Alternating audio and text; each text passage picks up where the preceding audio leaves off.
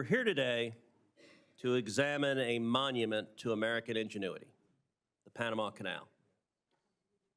Senator Moreno down there suggested we open the hearing by playing Van Halen and Panama.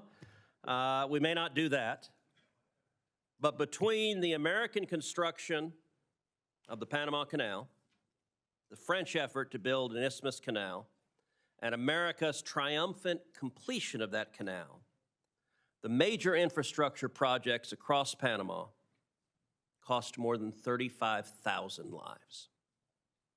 For the final decade of work on the Panama Canal, the United States spent nearly $400 million, equivalent to more than $15 billion today.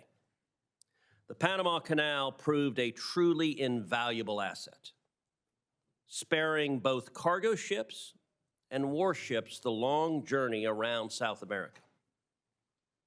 When President Carter gave it away to Panama, Americans were puzzled, confused, and many outraged.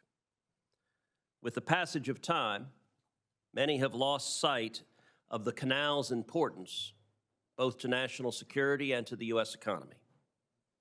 Not President Trump. When he demanded fair treatment for American ships and goods, many in the media scoffed. But the Panama Canal was not just given away. President Carter struck a bargain. He made a treaty. And President Trump is making a serious and substantive argument that that treaty is being violated right now. This committee has jurisdiction under the Senate rules over the Panama Canal, and today we will examine evidence of potential violations.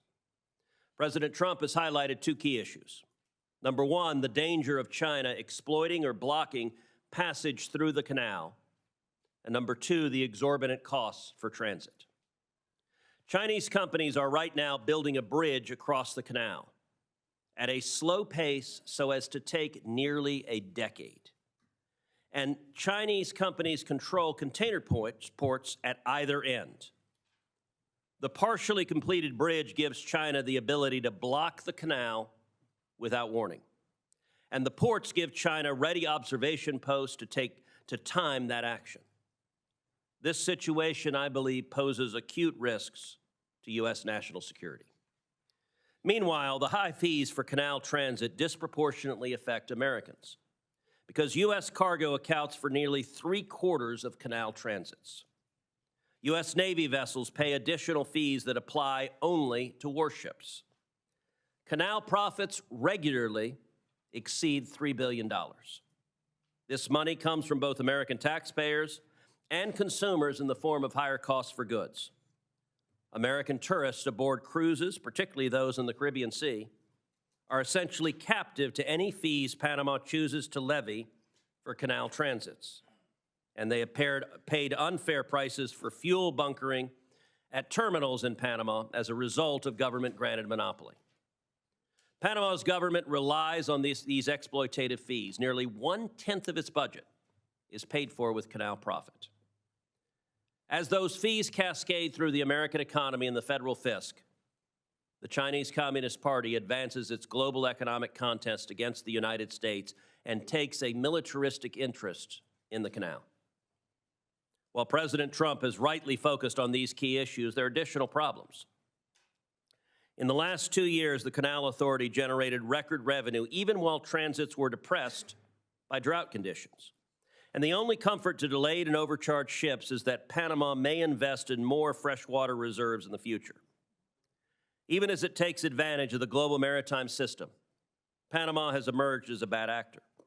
Panama has for years flagged dozens of vessels in the Iranian Ghost Fleet, which brought Iran tens of billions of dollars in oil profits to fund terror across the world. And Chinese companies have won contracts, often without fair competition, as the infamous Belt and Road Initiative has come to Panama. China often engages in debt trap diplomacy to enable economic and political coercion. In Panama, it also seems to have exploited simple corruption. We have 4 panelists with us today. At Ranking Member Cantwell's request, we also invited the Deputy Administrator of the Panama Canal to appear today. she declined that invitation. I understand this witness claimed her absence was due to a scheduling matter, but I also recognize that defending the Panama Canal Authority is an unenviable task. This committee may be obliged to compel her testimony at a future hearing. It will not escape senators' notice that Professor Kontorovich is appearing virtually today. That will be a very unusual practice before this committee. The professor was ready to fly from Israel to D.C. to appear in person, but he was unable to because too few American carriers have resumed direct flights to Israel. While European airliners are willing to fly to Israel, service to America has been prohibitively long and expensive. Israel is America's closest ally in the Middle East, and U.S. carriers are refusing to fly there.